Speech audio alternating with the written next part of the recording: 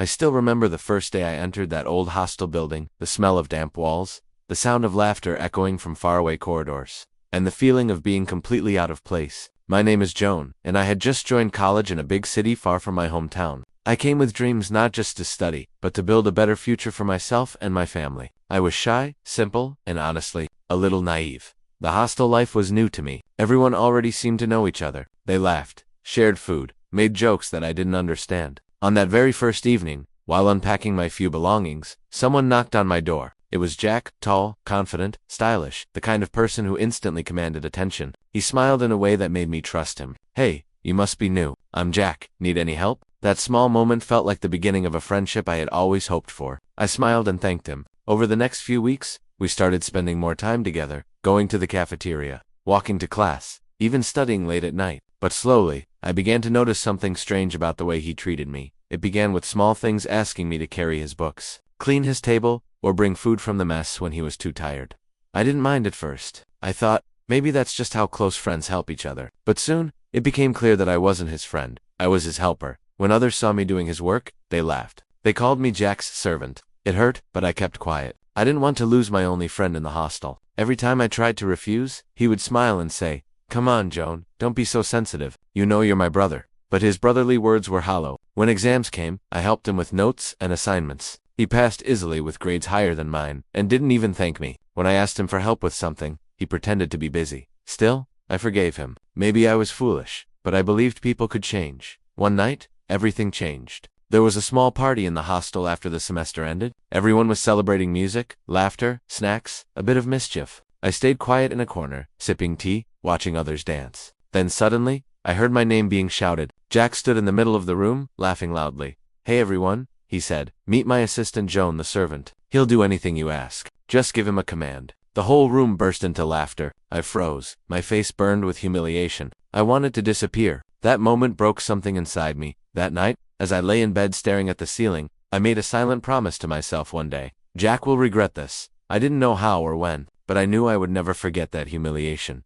After that humiliating night, I withdrew into myself. I stopped hanging around with Jack and his group. For the first few weeks, I barely spoke to anyone. Every time I passed by the hostel corridor, someone would whisper Jack's servant and laugh behind my back. I felt invisible, or worse, like a joke that refused to fade. But deep inside, something began to burn. I realized that I had two options: stay silent and broken forever, or rise and prove my worth. I chose the second. So I started changing slowly, silently, but with purpose. While Jack and his friends wasted nights watching movies and partying, I stayed up late studying. I spent extra hours in the library, reading business books, learning about investments, startups, and new technologies. I didn't want to just pass my exams. I wanted to build a future that would one day make me unrecognizable to those who mocked me. It wasn't easy. I had no one to support me. The hostile food was barely enough, and my pocket money was small. But instead of complaining, I found ways to earn. I began freelancing online, taking part-time work after classes, designing, writing, anything that paid. Some nights I barely slept, my eyes burning from staring at the laptop screen.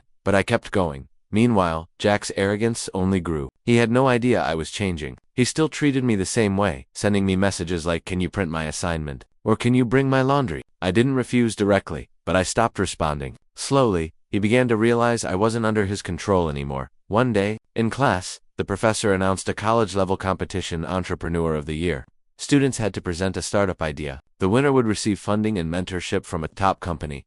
That announcement felt like destiny calling me.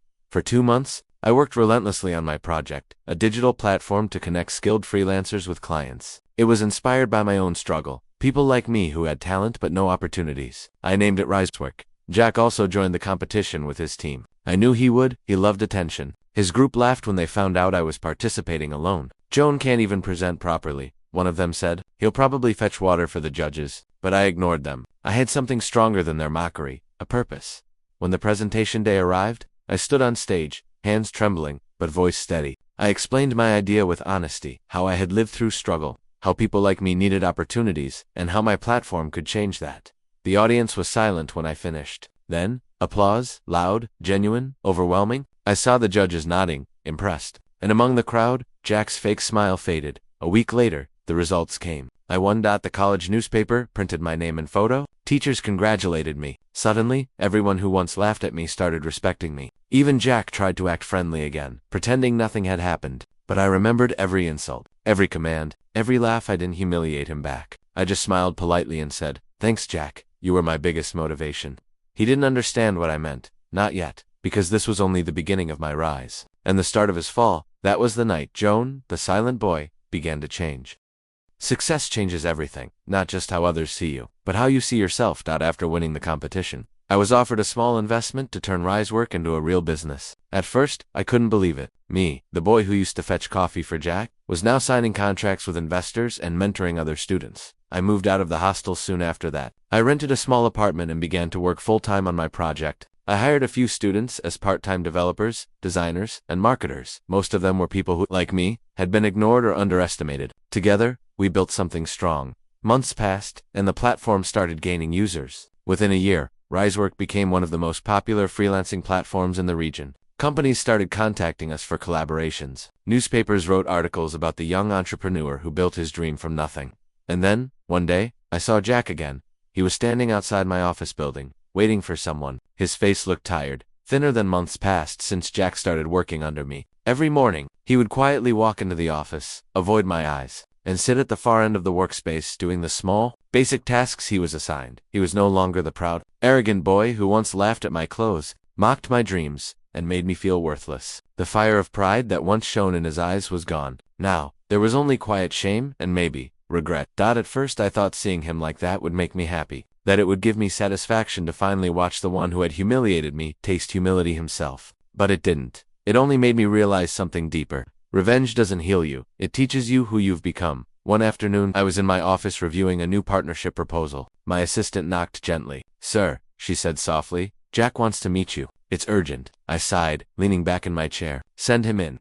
Jack entered slowly, his face pale, his eyes tired. He looked older than his years. He stood before my desk silently for a moment, then finally spoke. "Joan," he said quietly, I wanted to apologize again. I know I don't deserve your forgiveness. I was cruel to you. I treated you like you were nothing. I destroyed friendships and opportunities because I couldn't stand someone else doing better. And look at me now." He looked down at his trembling hands. "I've lost everything. My friends, my reputation, even my family doesn't talk to me. I don't expect you to forgive me, but I just wanted to say I'm sorry." His voice cracked on the last word. I stared at him, the same man who had made my life miserable, now broken and fragile. For years, I dreamed of this moment. I imagined shouting at him, throwing his own words back at his face, making him feel the pain I once carried. But instead, all I felt was pity. I stood up slowly and walked to the window. The city lights shimmered outside, bright, alive, full of stories like ours. "Jack," I said softly, turning back to him, "you were my greatest lesson. You taught me what pain feels like. You taught me how cruel people can be. But you also gave me a reason to rise, a reason to work harder, believe in myself, and never give up."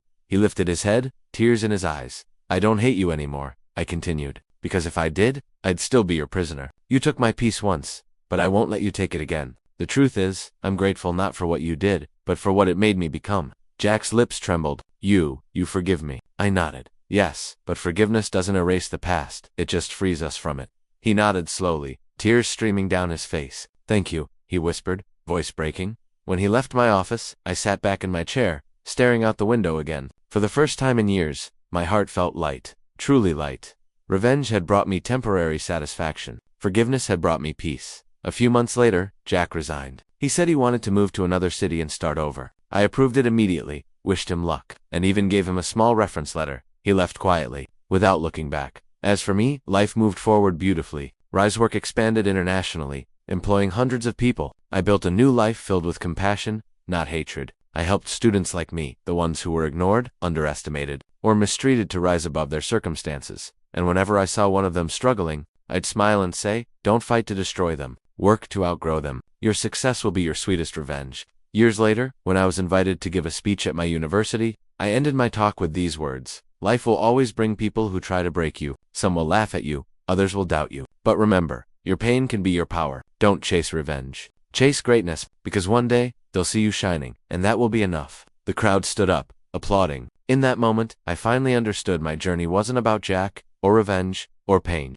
It was about becoming the man I was meant to be. That was my real victory. That was Joan's story. Before he had graduated too, but unlike me, his reputation had fallen apart. He had been expelled from his last job for fraud, taking credit for others' work, When he saw me walking out of the building in my suit, surrounded by my team, his eyes widened. He didn't know how to react. "Joan," he said awkwardly, "man, it's been a long time." I smiled politely. "Yes, it has." He looked around at the office board behind me that said Risework HQ, then at my car parked outside. He forced a laugh. "Wow, you really made it big, huh?" "I tried my best," I replied calmly. He scratched the back of his head, clearly uncomfortable. "Listen, Joan, things haven't been easy for me. You know how life can be. I was wondering if maybe you could help me out. A job or something?" That moment, that exact second, was when everything came full circle. I remembered the days when he made me carry his books, clean his shoes, and run errands while he laughed. I remembered the loneliness, the humiliation, the hunger, and now, the same man stood before me, asking for help. I looked him straight in the eyes. "Jack,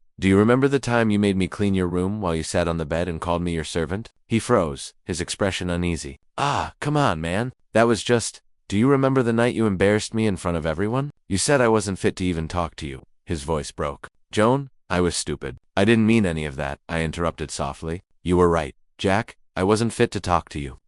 But now, you're not fit to talk to me." I turned and walked away, leaving him standing there speechless, broken, defeated. A few days later, I got a message from one of my HR staff. "A man named Jack applied for a basic office assistant job," she said. "Should we consider him?" I paused for a moment. My heart wanted to reject him instantly. But then, something inside whispered, "The best revenge is not destruction. It's dominance through grace." So I said, "Hire him, but treat him like any other employee. No special favors." Jack joined a week later. When he saw me in the office, he avoided eye contact. I didn't treat him badly. I didn't insult him. I just let him see what he could have been, if only he hadn't let arrogance destroy him. Every day he worked under my company's logo, my dream, my leadership. That was the real revenge. Silent, poetic, powerful, and I never once needed to raise my voice.